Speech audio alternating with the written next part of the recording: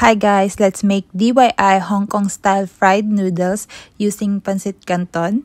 Yan, lutuin lang natin yung pancit canton for 1 minute and then after, drain lang natin yung noodles. And dahil nga stir fry to guys, wala akong choice kundi magisa ng bawang and sibuyas. Ayan, haluin lang natin. After, lagay na natin yung bean sprouts. Ukayan lang natin uli. And then, lagay na natin yung noodles na niluto natin kanina.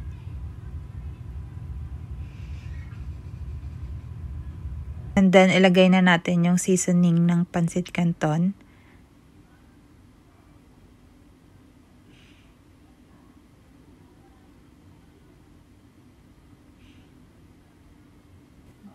Nag-add din ako dito ng oyster sauce, guys. Haluin lang natin uli. And then, tada! It's cooked na. Plating nga tayo, guys. Ayan.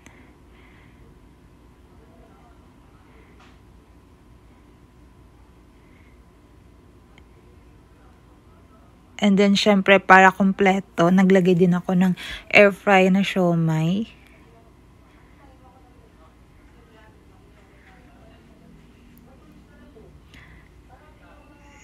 And then, chili oil.